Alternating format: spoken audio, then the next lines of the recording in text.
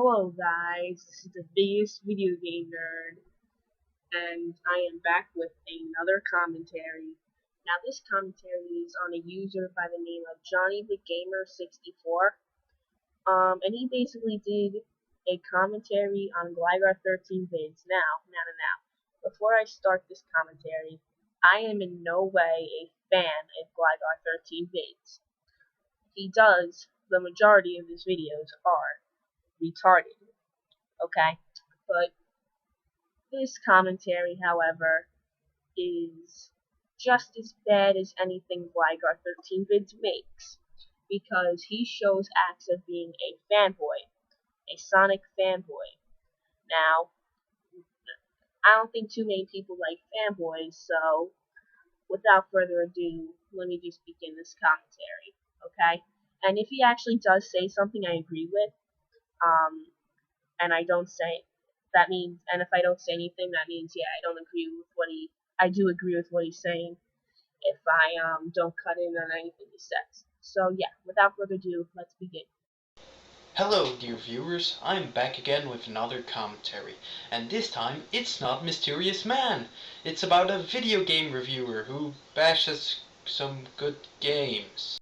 Good games, they're your opinion, just so you know. So maybe he might think it's a bad game, you might think it's a good game, but you just don't claim it's he bashes good games. Oh my god. Some people just have personal preferences. This guy is called Gligar 13 Vits. I'm guessing that's a Pokemon, but I'm not really sure. He reviews games under the title Bad Games. AG Chaos, and I hope I pronounced that right, told me about this guy, and I glanced at his YouTube channel, and what immediately caught my eye was a review of Sonic Colors. Really? That's a bad game? Yeah, not the entire world doesn't like Sonic Colors. I thought it was pretty good. I would go as far to say that this game revived Sonic's video game career. Again, this is all in the base of opinion. You might think that this game revived the Sonic series. Some people might think Sonic Unleashed revived the, series. It's a matter of opinion. And from now on, if you say an opinion that you keep repeating, which you said at least maybe like 3 or 4 times so far, I'm just not going to cut it anymore. Even more so than Sonic 4 Episode 1. This guy also claims on his YouTube channel that he's a former Sega employee. If that's actually true, then that must be the reason why he makes these games look worse than they are. Okay, he does later claim that he made a mistake on that, so I'm not really gonna attack him for that part. So, without further ado, let's dive in. Hello everyone. Today I'm going to be reviewing yet another crappy Sonic game. What game is it this time, you may ask? Well gee, judging from the title and the image you've just given us, I'm gonna say Sonic Schoolhouse. Was that supposed to be funny? Cause I'm not laughing. Well, none other than Sonic Colors. I remember when this game first came out, all the fanboys were doing the usual, "Oh my god, this game's gonna save Sonic." Well, the gameplay trailers look pretty good, and the game was given generally positive reviews. So yeah, I'd say it's okay to think something like that. First of all, trailers do not mean that a game is good, okay?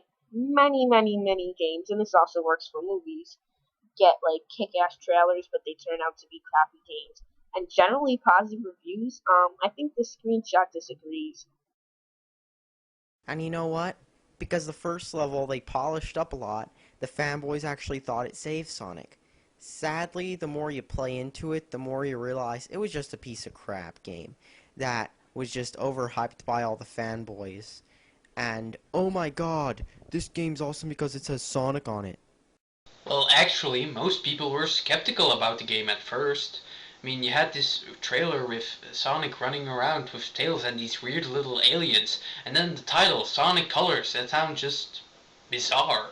Besides, I think that after Sonic 06 and the Black Knight, we weren't going to let us give in to the hype. However, when we saw some gameplay trailers, it actually looked good.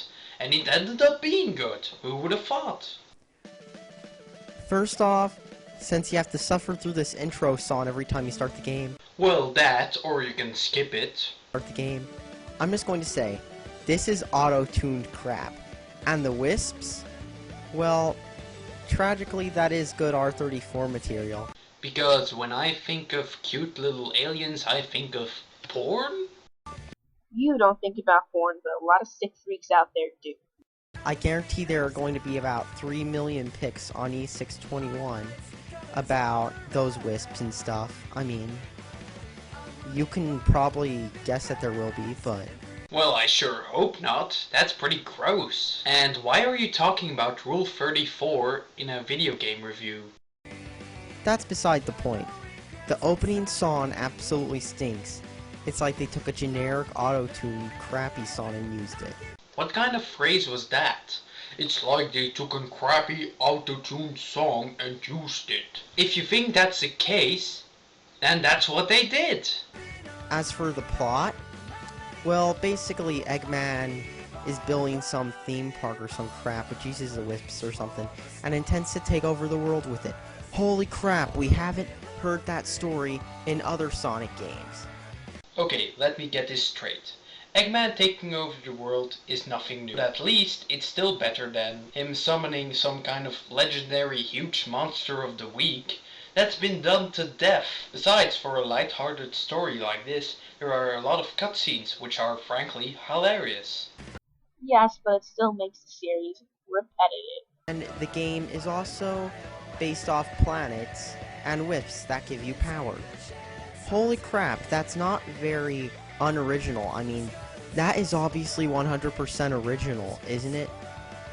Yes, it's inspired by Mario Galaxy, and at least it's a good excuse to give us some more original level themes. Also, the wisps that give you powers are not from Mario Galaxy. That's totally original. I mean, just like Super Sonic, that's also 100% original. They're not ripping off Dragon Ball, it's a tribute. I'm pretty sure that's mentioned somewhere. Maybe not in the actual game, but some developer must have mentioned it. Okay, so this is where I disagree with both Johnny the Gamer and Gligar 13-Bit. Just because it appears to look like Dragon Ball doesn't mean it is. It's like saying, oh, I have brown hair. I had brown hair before you did. That means you're copywriting me or something like that. You stole my idea. It's stupid, you know? That's not the case. Same with Shadow the Hedgehog. Everything in that game was original too. Was it? I'm not sure if you're being sarcastic or not. I know the first two are, but you're not making it very clear here. Have you seen a Shadow the Hedgehog review? Because that kind of explains everything. Alright, so on to the actual gameplay. When you start the game off, after waiting about 13 years for the game to finally load, you might be like, holy crap, Sega has finally got it right this time. I mean, after all you do is hold forward and it actually might control properly, right? By the way, is it just me, or does it take longer for the game to load than it usually does? It's just you. Sadly, after Act 1 of every single stage in the game, you'll feel like it just fell apart. For example, Act 1. Since all you do is hold forward for this stage, it just looks like, holy crap, Sega's actually got it right, until you try to turn and then you realize that the controls actually aren't that great. Yeah, well, you're right. Except for one thing. You won't get that problem in the 2D perspective. And guess what? That's 85% of the game. Yes, but if the other 15% of the game is broken, then there is a problem. And are actually quite clunky overall. One of the first problems you'll notice are the random, boring platforming sections, when the game just comes to a halt and you have to jump through platforms. The only problem, when you're jumping through the platforms, the game feels slow and clunky, especially with the controls. If you're having issues with the controls, the game just won't complete properly and you'll be stuck here trying to figure out how to get past it. First of all, Sonic the Hedgehog is a platformer. You often had to slow down to make some jumps, which are mostly present in the classic games. Second, it's not rocket science. You just jump from platform to platform. You're just making the game look bad. Third, to quote Some Call Me Johnny, speed is nice, but if that's all I'm doing, I might as well be playing a racing game. It can't always boost like a maniac. Platforming prevents the game from getting stale. It's not fun at all, and it isn't helped by the fact that the wisps can half the time harm you. I've gotten into random deaths because of the laser wisp, and even fallen back, like as you can see now. Maybe that's because you have to use the wisps effectively. Like you just saw, he used the green wisp, which turns you into a laser, which bounces you off walls. Meaning that you shouldn't have used it there. Try to think before you act. Oh, and the wisps never got me killed before. I can't really think of many ways the wisps could screw you over. Unless you were an impatient moron like Gliger 13. The forced filler acts are pretty boring too, especially because they feel like they've been tacked on for the sole purpose of improving the playtime, when a lot of them are only, say, a minute long. Yeah, how dare they make the game longer by adding more levels? These levels suck, and adding them was pointless and stupid. That's not what he said. If you listen closely, he's trying to say that what's the point of adding all these short levels if they're not as long as the other ones? Or from the random platforming, or from the wisps. It doesn't matter. Either way, you'll still die, because this game sucks. Aw, come on, you just walked toward the spikes. You didn't even try to jump. Okay, I really can't stay silent anymore on him, talking about Gligar intentionally, making the game look bad because it's what he does, It gets people like you to make videos on him and he gets what he wants. He even got a partnership because people like you keep watching his videos and stuff, and keep criticizing it and hating it, He intentionally does this. It's a way for him to get views, okay? I learned that the hard way. The only good part about this game, and I'm just going to say it right now, here are the graphics and the music. The music is somewhat memorable, even though it's not that great, and the graphics are some of the better graphics on the Wii, considering the Wii is basically a souped-up GameCube. But then again, it looks much better in Dolphin and should have been on a better system like the 360, but that still would not have solved the cheap deaths. Oh, I get it. You're one of those people. The kind that thinks the Wii sucks because it doesn't do HD graphics. I really don't know what the deal with that is. You're right, graphics do not make a game. But what was the point of releasing the Wii if it's just like a GameCube except it has crappy motion controls that no one cares about anymore? Oh, and I've never encountered a cheap death in Sonic Colors. You're just incompetent at gaming.